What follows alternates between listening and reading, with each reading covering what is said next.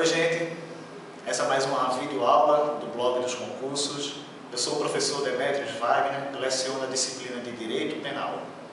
Na aula de hoje, nós estaremos tratando um assunto muito importante do direito penal, que é a definição do que é crime.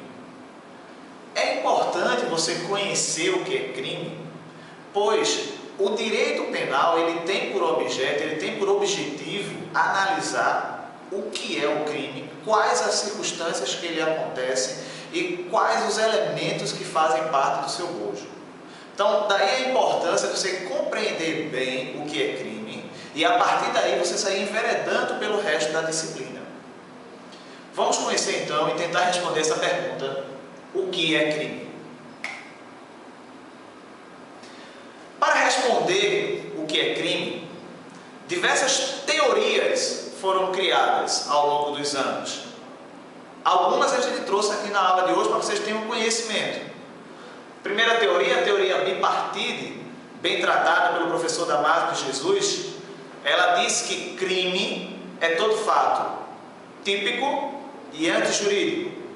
Essa é uma teoria, a teoria bipartite. Existe uma segunda teoria, que é a teoria tripartite.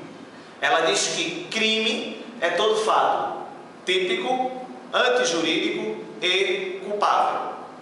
E existe uma outra teoria que diz que crime é todo fato típico, antijurídico, culpável e punível. E ainda, ao longo dos anos, outras teorias foram se agregando. Mas, afinal de contas, qual dessas teorias é aquela que é abraçada pela maioria dos nossos doutrinadores e principalmente pelos nossos concursos? É a teoria tripartite. Pela teoria tripartite, crime é todo fato típico, antijurídico e culpável. Ao mesmo tempo que essas três palavras servem de definição ao que é crime, elas também demonstram características elementares, sem as quais nós não poderemos considerar determinada conduta crime. Perceba que a definição é fato típico, antijurídico e culpável. Não se trata, gente, da gente analisar uma ou outra característica no fato concreto. É preciso que a gente identifique as três características, os três elementos fundamentais do crime: fato típico, antijurídico e culpável. Mas afinal, o que são essas três palavras? Qual o significado delas? Vamos começar pela primeira, tipicidade. Mas antes, quero já deixar aqui um bizu para você. Essa palavra antijuridicidade, por vez, acontece de aparecer no concurso com outros sinônimos. Desde já deixo o bizu aqui para vocês. Pode ser que ao invés de antijuridicidade te seja falado ou mencionado no teu concurso a palavra ilicitude ou criminalidade. São sinônimos. Então, vamos agora analisar a primeira característica, a tipicidade. Tipicidade. Fato típico é um fato que reúne 4 elementos: a conduta, o resultado, nexo causal e a tipicidade. Esta tipicidade também chamada de tipicidade stricto sensu. O que são esses 4 elementos constantes da tipicidade lato sensu? Conduta. Acompanha comigo. Conduta é toda ação ou omissão consciente e voluntária, dolosa ou culposa, dirigida a uma finalidade. É aquilo que o agente criminoso ele faz ou deixa de fazer. Percebam muito bem que a gente começa a definição dizendo que conduta é toda ação ou omissão. E é bom esse alerta, porque existem crimes, em sua grande maioria, é bem verdade, que são praticados por uma ação positiva. Por exemplo, o artigo 157, artigo que trata sobre o roubo. O verbo, o núcleo é subtrair, o que nos leva à mensuração de uma ação positiva. Esses tipos de crimes nós classificamos também como crimes comissivos, porque são praticados eminentemente através de uma ação. Mas também existem outros crimes, que são os crimes omissivos, e que na realidade se espera uma atitude negativa por parte do agente. É o não fazer que é punível. O mais clássico e exemplo em nosso meio é o crime de omissão de socorro, onde alguém está ali agonizando e quem deveria socorrer não o faz.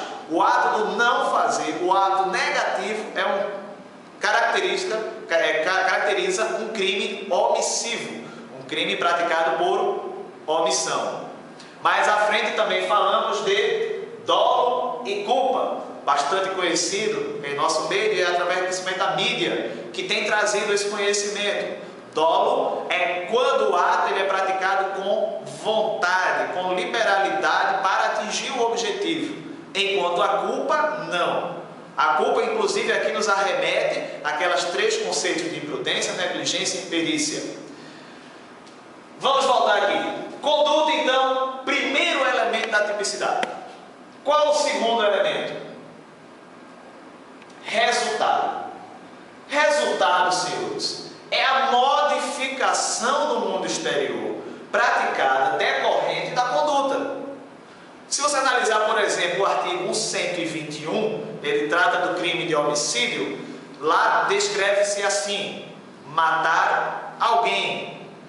Qual a decorrência lógica deste dispositivo legal? Qual a alteração do mundo? A morte de alguém. Ao tratarmos aqui, senhor, o mundo exterior, entenda, o mundo exterior, aquele que está praticando o crime. Alerta os senhores que você não vai encontrar em todos os crimes, em todas as tipificações, um resultado materialístico. Está aí, inclusive, nós classificarmos aqui mais uma dica de classificação de crimes para vocês, classificarmos os crimes de acordo com o resultado. Quando a definição legal exige um resultado materialístico, nós chamamos esse crime de crime material, do qual eu vos dei o exemplo do homicídio. Por que homicídio é um crime material? Para que alguém seja acusado de homicídio, se espera a morte, um resultado palpável, visível. Só que existem outros crimes em que esse resultado finalístico, embora, percebam isso, embora venha descrito no tipo penal, ele não é exigido. Como, por exemplo, o crime de extorsão.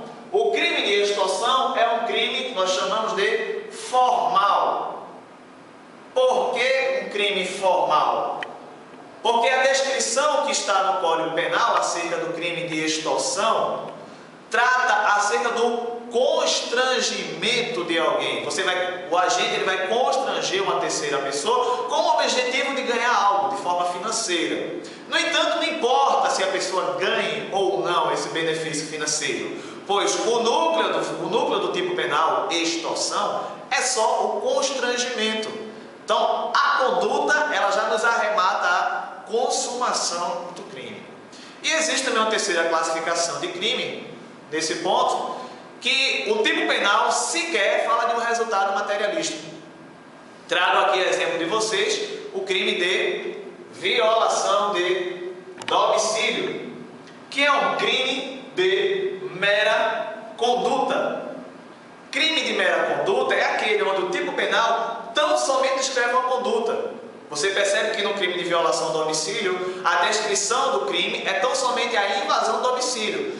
Não importa se ele vai furtar, roubar, estuprar ou praticar qualquer outro ato conseguinte. O tipo penal violação de domicílio não descreveu isso. Ele apenas transcreveu a mera conduta de entrar na casa de alguém sem para isso ser permissionado.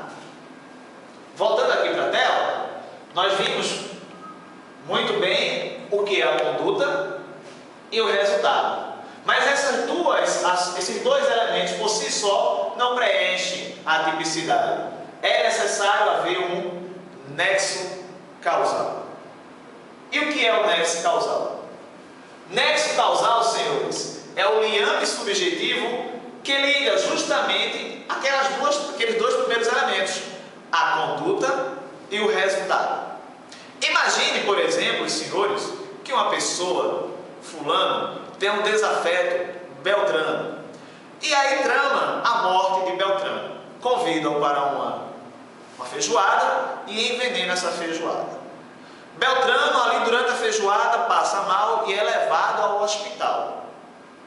Ora, qual a intenção de fulano desde o início? A morte, a prática do crime de homicídio. Mas um fato novo acontece. Enquanto Beltrano está lá no hospital, sendo atendido, agonizando, imagine que acontece um grande terremoto e o hospital vem a chão. Ele desmorona, levando a óbito Beltrano. É verdade que o agente do crime praticou um ato, praticou uma conduta? Sim, é verdade. É verdade que o resultado morte foi atingido? É verdade. Mas você há de convir que nessa história que eu contei agora, o resultado morte não pode ser imputado diretamente à conduta perpetrada pelo agente do crime, fulano. Então, o nexo causal é justamente o que liga a conduta ao resultado. A pessoa só vai responder por aqueles fatos onde exista não só a conduta, mas o resultado, assim também o nexo causal, que é a linha, o liame subjetivo que une esses dois elementos. Por fim, a última característica, o último fundamento da tipicidade lá do centro é a tipicidade stricto sensu, que aqui nós transcrevemos de forma bem simples, como sendo a possibilidade do enquadramento da norma. Se você vê alguém subtraindo para si coisa alheia móvel, você vai pegar o Código Penal e vai conseguir achar lá no artigo 157 a definição do crime de roubo. Ora, você conseguiu ali exatamente atingir essa última característica, a tipicidade stricto sensu. Você conseguiu enquadrar aquele fato que aconteceu no mundo dentro de uma norma descrita no Código Penal. Senhores, nessa primeira parte da nossa aula, nós vimos a definição de crime como sendo crime todo fato típico, antijurídico e culpável. Nessa primeira aula, nós vimos apenas a tipicidade. E na aula seguinte, nós estaremos vendo as demais características. Deixo para vocês o meu e-mail, desde já, para qualquer tipo de dúvida.